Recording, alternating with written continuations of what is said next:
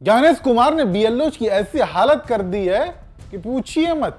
इस महिला को देखिए, ये सिप्रा है, शिक्षा मित्र हैं।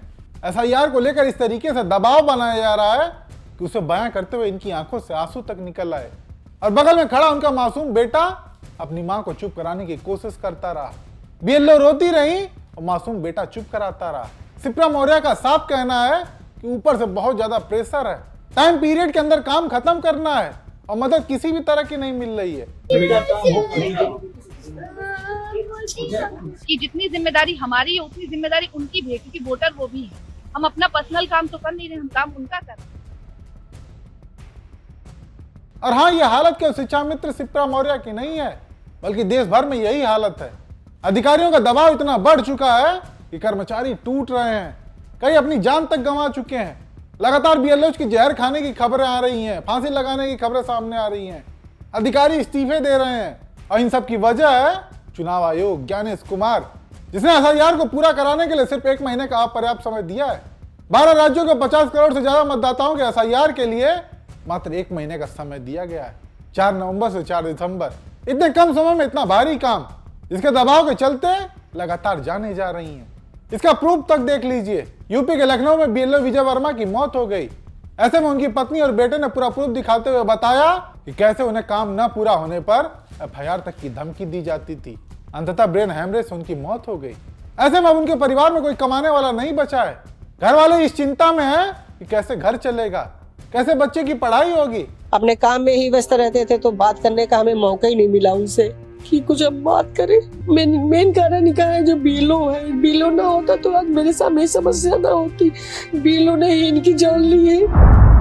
बीएलओ ना काम कर रहे होते तो ये टेंशन में कभी नहीं आते, कभी टेंशन लेते भी नहीं थे वो। जी हाँ, बिल्कुल बनाया जा रहा था मेरे लड़के के पास, उसमें मोबाइल में कि सुपरवाइजर से मैसेज आता था कि एसडीएम ने कहा है कि अगर 200 पेपर की सीटिंग नहीं हो पाई तो फिर एफआईआर हो जाएगी, इसलिए जल्द से जल्द अपना काम पूरा करके सबमिट करें, सीडिंग करें पेपर की। तो अब बताइए इनका कैसे हम आगे क्या करेंगे, कैसे पढ़ाएंगे? कोई हम भी नहीं, हम भी हाउसवाइफ हैं, कुछ नहीं है मेरे पास। कैसे पढ़ाएंगे अपने बच्चे को, कैसे खर्चा चलाएंगे? आगे का हमारा खर्चा घर का कैसे चलेगा? सोचिए क्या हालत बना दी ज्ञानेश कुमार के एसआईआर ने। एक खबर तो इतनी चौंकाने वाली आई कि एसआईआर का काम करने के दौरान ही बीएलओ सर्विस अचानक गिर पड़े और उनकी मौत हो गई। सोचिए और महसूस करिए कि किस तरीके का दबाव बीएलओ पर डाला जा रहा है। पिछले 20 दिनों में 25 से ज्यादा बीएलओ की जान जा चुकी है, लेकिन अभी तक ज्ञानेश कुमार का इस पर कोई जवाब, कोई प्रतिक्रिया तक नहीं आई। ऐसे में तो सवाल उठता है कि आखिरकार ज्ञानेश कुमार के लिए एसआईआर क्या लगातार जा रही जानों से भी ज्यादा जरूरी है? और क्या इसका कोई समाधान नहीं बचा है? ज्ञानेश कुमार क्यों मौन है? ऐसे में कांग्रेस की प्रवक्ता सुप्रिया सिन्हा ने ज्ञानेश कुमार को आड़े हाथों ले लिया। कनपट्टी पर कट्टा रख के एसआईआर क्यों कराया जा रहा है? ऐसी क्या हड़बड़ी है, ऐसी क्या जल्दी है? थोड़ा टाइम लेके करा लीजिए एसआईआर। विपिन यादव गोंडा में बीएलओ जिन्होंने जहर खा के जान दी, उनके परिजनों का कहना है उन पर प्रेशर था कि पिछड़े वर्ग के लोगों के नाम वोटर लिस्ट से उड़ाए जाए। सवाल वाजिब है कि आखिरकार इतनी जल्दीबाजी क्यों? समय लेकर भी तो एसआईआर कराया जा सकता है, और उसमें भी जब लगातार मौतों की खबरें सामने आ रही हो। एक मृतक बीएलओ के परिजन का आरोप तो यहां तक था कि उन्हें ओबीसी के वोट काटने को लेकर दबाव बनाया जा रहा था, जिसका जिक्र सुप्रिया सिन्हा ने भी किया। यानी एसआईआर के जरिए ज्ञानेश कुमार का मकसद क्या है? चुनाव आयोग के ऐसे रवैयों को लेकर कई जगहों पर बीएलओ सड़कों पर उतर आए। बंगाल से खबर सामने आई कि सीईओ के कार्यालय पर बीएलओ ने विरोध प्रदर्शन किया, जिसके बाद चुनाव आयोग को अपनी सुरक्षा में खतरा महसूस होने लगा। यानी चुनाव आयोग के खिलाफ अब लोगों का गुस्सा सड़कों पर भी देखने को मिल रहा है, जिसके बाद ये साफ कहा जाने लगा है कि ज्ञानेश कुमार का बच पाना बेहद मुश्किल है।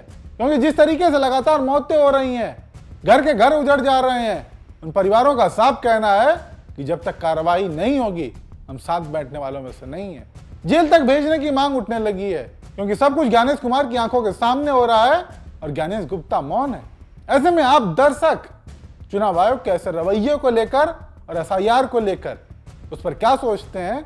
अपनी राय कमेंट करके जरूर बताएं।